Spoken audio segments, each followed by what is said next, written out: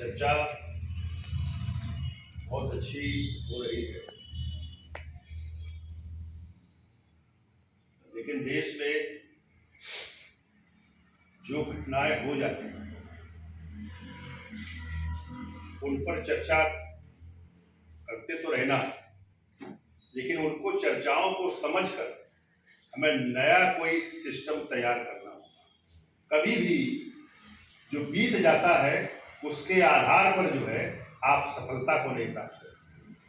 ये शुरू से आप कहीं भी देख लीजिएगा, शुरुआती से उस दौर का ये मामला है। अगर वास्तव में आप उस ऊंचाइयों पर पहुंचना चाहते हैं तो आप जो घटनाएं बीत गई, जैसे बाबा साहब ने जो संविधान दे दिया, लिख दिया, तो उस संविधान को अगर रखते रहे, उसको व्यवहारिक रूप से हमें अनुपालन में लाना होगा। और कैसे लाओगे ये आपको तय करना है।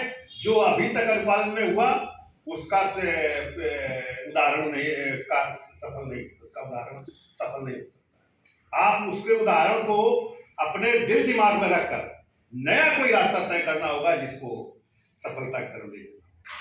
जैसे इस देश में जो चर्चाएं होती रहती और विद्वता में कोई कमी नहीं है। आज वो समाज, जो समाज इस मानव को मानव के रूप में ना रखकर उसके ऊपर कैसे भेदभाव किया जाए, कैसे उसे अधिकारों से वंचित किया जाए, उस स्तर को वो अलग अलग तरीके से डिफाइन करता है। लेकिन वो पुराने जो घटनाएं हो जाती है उनको दोबारा नहीं रिपीट करता है, वो नए नए तरीके सोचता है, क्योंकि ये तकनीकी युग है, ये टेक्निकल है और ये नया नया ज्ञान प्राप्त करते हैं। आगे आगे उसको कैसे उस समस्याओं को निदान किया जाए इसके बारे में सोचते हैं, उस पर चर्चा करते हैं, लेकिन उस समस्या को पैदा ना होने दिया जाए, ये समस्या हमें सोचना होगा। आज इस देश में हम जनशक्ति की बात करते हैं, संगठन की बात करते हैं, लेकिन आप संगठित हैं नहीं, असंगठित हैं। आप यहाँ हम इतने लोग बात कर रहे हैं, इसके बाद कमरे से बाहर निकलेंगे, सब लोग अलग अलग हैं, ये हमें तय करना हो। और हम कमरे से बाहर निकलने के बाद या उस जनसभा से बाहर निकलने के बाद फिर भी हमें एक रहना चाहिए। ऐसा कोई सिस्टम तैयार करना पड़ेगा। इस जो विकृत व्यवस्था है उससे आप अगर रोकने के लिए या उसको विकृत व्यवस्था को खत्म करने के लिए ऐसा कोई सिस्टम तैयार करना।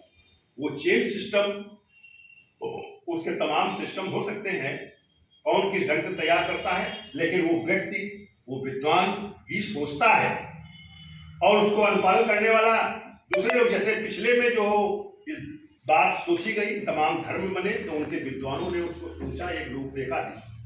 और हम हिंदू व्यवस्था के बारे में ये कह सकता हूं क्योंकि वो अपनी व्यवस्था के अंदर भेदभाव को बनाए रखा है, इसलिए उस व्यवस्था को किसी विद्वानों ने अच्छे काम के लिए सोचा होगा, बनाया होगा, लेकिन उसको दुष्टों ने प्रचार करने का लिए एक बड़ा अभियान छेड़ा और प्रचार किया और उसको पागलों ने अनुपालन किया, जो इस देश में मानव से मानव को अलग करने का जो सिस्टम है। इसे आपको, चूंकि आप इस देश के हिस्सेदार हो, ये आपको तय करना होगा कि हम इस देश के हिस्सेदार हैं।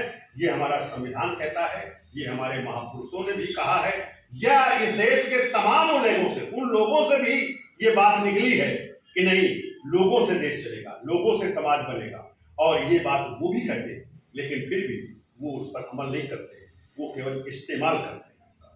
और आपको अपना देश मान के हमें रणनीति तैयार करना होगा कि हम इस देश के तमाम लोगों को एक साथ संगठित करके हम वो शक्ति तैयार करेंगे, जिस शक्ति के द्वारा इस देश में हमारा जो अधिकार है, जो हमारा इस देश में हम भागीदार हैं, ये हमारा एक परिवार है, तो उस परिवार के रूप में देश को बनाना होगा और देश के इतना विकास करें कि हम सभी लोग खुशहाल हों, उसका लाभ मिले, तभी यह देश मजबूत भारत हो सकता है। तभी हमारे महापुरुषों का जो तमाम तरह का जो विद्वता हासिल की थी, जो तमाम संघर्ष किए और उस संघर्ष की बदौलत आपको रास्ता दिया, वो रास्ता तभी आप मजबूत कर सकते हैं, तभी उस संविधान का अनुपालन कर सकते हो।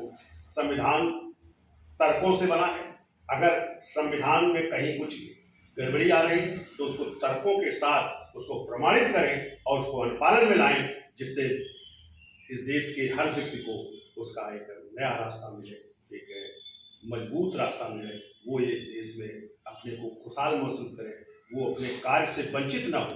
क्योंकि आज जब उसको काम नहीं करने दिया जाता है तभी उसको तकलीफ होती है, तभी वो देश के हिस्से से अलग हो जाता है। आज देश में चल रहा है, जैसे एक आवाज उठी है कि हम इस देश में मुसलमानों को सोशली बाइकाट करेंगे। एक सांसद ने ये बात बयान दिया, नोएडा में दिया था ये 10-15 दिन पहले। तो अब इस पर जो है डिबेट करने की जरूरत नहीं है। डिबेट ये करनी होगी कि हम कैसे एक हो जाएं, जो उस विचारधारा के लोग हैं वो या तो अलग हो जाएं या तो फिर मिलकर चले, ये तो तय करना होगा। तो वही जो हम लोग चेन सिस्टम की बात करते हैं, जो भागीदारी की बात करते हैं, वो वही एक सिस्टम है। वो उसी के लिए बार बार ये बात कहते रहते हैं, क्योंकि हम तो उसको इसलिए कि जब जो हमारे साथ मानव के विरोध में जो कहानियां घटित की जा रही हैं, तो उसको बार बार वही बात रिपीट होती है। तो हम जो सत्य बात है, जो इस देश में लोगों को एकता और अखंडता को पैदा करने की बात है, तो उस बात को हम बार बार देश के और समाज के सामने लाने का काम कर रहा हूँ और लाता रहूंगा कि या तो उस पर अनुपालन करके वो अपना रास्ता बना लेगा या फिर नहीं बना पाएगा तो उस आस्था के तहत ऐसे लड़ता रहेगा और अपना अस्तित्व खत्म करता रहेगा, अस्तित्व बनाता रहेगा। यही उसका कार्यक्रम चलता रहेगा। तो अगर वो अस्तित्व को हमें स्थापित करना है तो हमें एक साथ जुड़ना होगा। हमें चेन सिस्टम सही है, चेन सिस्टम या कोई और सिस्टम तरीका निकल आवे तो उस सिस्टम को भी लाया जा सकता है, पैदा किया जा सकता है। लेकिन अभी तो ऐसा नहीं दिखाई देता है। केवल एक ही सिस्टम है, चेन सिस्टम है, जो हम लोगों को, हर व्यक्ति को जोड़कर हर कार्य को, हर स्तर को हम इस तरह कर दें कि जिसमें कोई वंचित न रहे, वो व्यापार भी कर सके, वो समाज को बना सके, वो राजनीति को भी पैदा कर सके, वो ऐसा एक मानक का स्वरूप तैयार हो जिसे संविधान है, जिसे प्रतिनिधित्व का आधार है। प्रतिनिधित्व सरकार तो बनती है, लेकिन सरकार बनने के बाद वही कानून बनाने की शक्ति पैदा करते हैं हम लोग, लेकिन उसका कानून पालन करने के लिए हम सबको अलग अलग कर दिया जाता है। और उसमें ये भी नहीं है कि हम शामिल नहीं हैं, हम शामिल हैं, हमारे लोग शामिल हैं, लेकिन वो भी उस धारा को स्वीकार करते हैं क्योंकि उसमें क्षणिक सुख मिलता है और उनको उसमें ऐश्वर्य का प्राप्त होता है। इसलिए आपकी जो स्वरूप है, आपको जो एकता अखंडता का जो पारिवारिक स्वरूप है, उसको खत्म करने में वो भी काम करने लगते हैं। इसलिए यह देश की संविधान के अनुसार नहीं चल रहा है, महापुरुषों के बताए हुए रास्ते पर नहीं चल रहा है। महापुरुषों को भी वो दूर करते जा रहे हैं।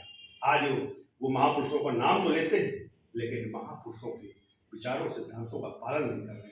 इसलिए हम सबको चाहिए कि उसी पर बात करें, उसी पर आगे बढ़ें, उसी के द्वारा काम करें। आज हम शिक्षा से भी अलग हो रहे हैं।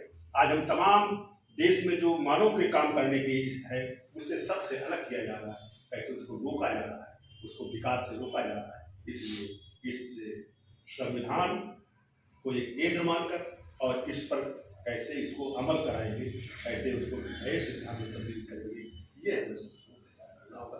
मैं अपनी बात को रोकता हूँ। धन्यवाद साथियों, जय हिंद।